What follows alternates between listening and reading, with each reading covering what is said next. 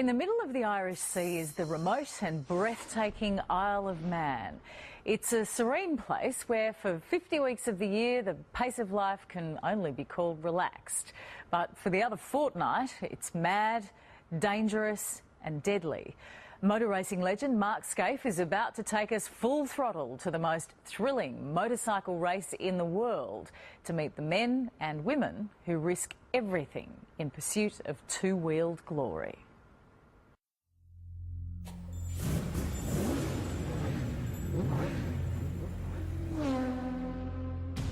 It is absolutely just beyond your wildest dreams to think that you could come here and race a motorcycle.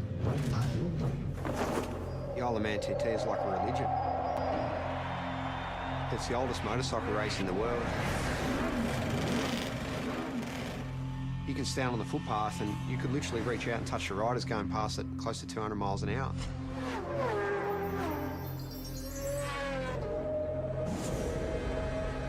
The houses are passing you so quick, sometimes it feels like you're inside a video game.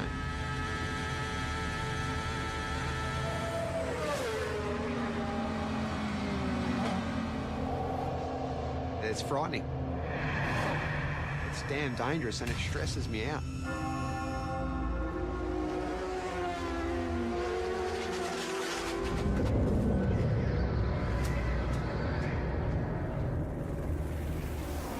Unless I'm very much mistaken, Mark, this is the greatest motorsport event in the world.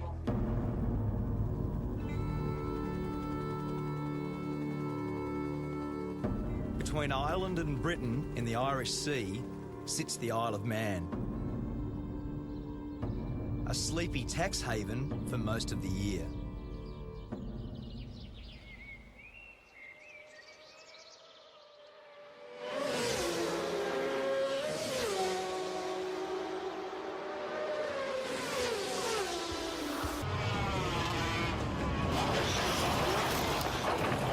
Peter Brock used to say that great racetracks have got consequences. The Isle of Man TT is the ultimate road course. It's the fastest, wildest and most dangerous racetrack I've ever seen. And for the riders that compete here, there is absolutely no room for error.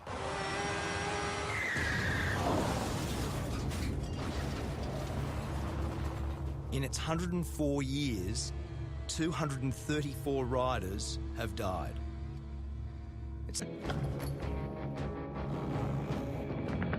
The TT is held over a fortnight. 1 week for practice, 1 week for racing, 7 races in all. And in between, the public can go flat out, no speed limit on the Island Road course. Everyone that races here knows the dangers and they accept them and they do their best to ride accordingly. But I think it's sad in this world that we're all so wrapped in cotton wool these days and there's so few opportunities to do anything dangerous. For Cameron, a plumber when he's not racing, there's no event bigger than this. Riders set off at 10-second intervals. It's all about the fastest lap of the island, and that's what makes it so pure and so dangerous.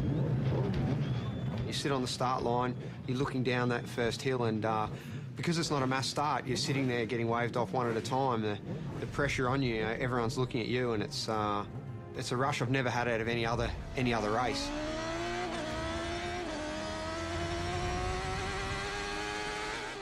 There's just so few events in the world where we can do such a thing, where you can close off a road and race a motorbike around it. It's such a beautiful thing. 61 kilometres of public roads. Over 200 corners to be negotiated. Top speed, 330 kilometres an hour. This isn't a track. This is a country road. Like, let's not get this wrong. And it's fast. My friend and 5 times world champion Mick Doohan has come here for the first time. Sort of madness, He's not racing, but on the parade lap, he got a taste of what it's like. First reaction. As soon as you saw the place, looked around, what was your first reaction? Yeah, I didn't need to come here to have that reaction. It's just, you know, as I say this, it really, you know, it is absolutely just beyond your wildest dreams to think that you could come here and race a motorcycle. The race has always had its critics, but from the start, its danger was its attraction. Back then, racing was banned in England, and the island was the only place where there were no speed limits. The TT was born. The voice of motorsport, Murray Walker. You've got a great history here, haven't you? You've been how many years? First of all, let me say it's great to see a great Australian at a great race. Thanks. To answer your question, Mark, I first came here in 1925. I was born in 1923. My father won here. I don't know how many times I've been here. Many, many, many times. In his 88 years, Murray Walker has seen some very good riders. And impressing him this year is our Aussie rider, Cameron. He's got a good bike, he's got some good backing, and he's still got the most important race of the week to come. So maybe, hopefully, he'll get it done. Each time Cameron sets out is an exercise in courage.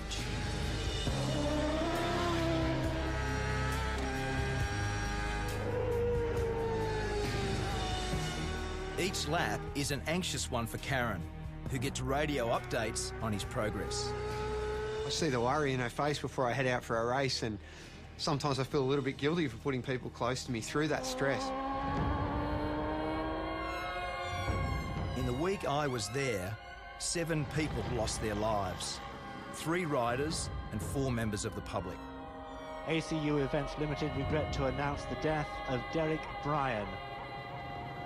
I've lost a couple of friends in my years racing at the Isle of Man, and I do think of them in the corners that they've fallen in, and where Dobbsy crashed is one of the most intense corners on the track.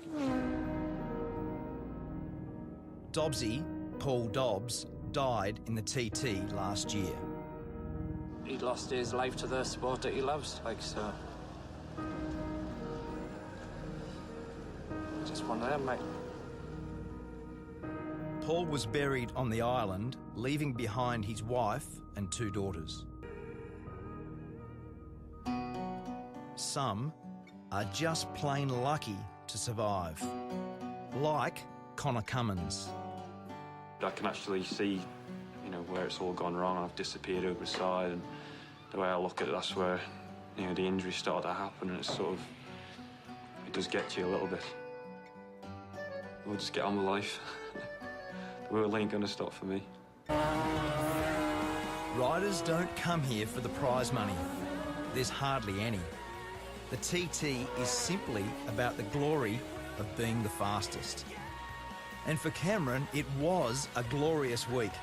In his chosen race, the Superbikes, he was just pipped for first. But second still felt pretty good. Congratulations, mate. Well done. Really good, huh? When will you settle down and stop doing this? I don't see it too far away. I never saw racing the Isle of Man as a long-term prospect because, look, it is so dangerous, and I do see it as a numbers game. If you keep coming back, sooner or later, I see it's going to catch you out.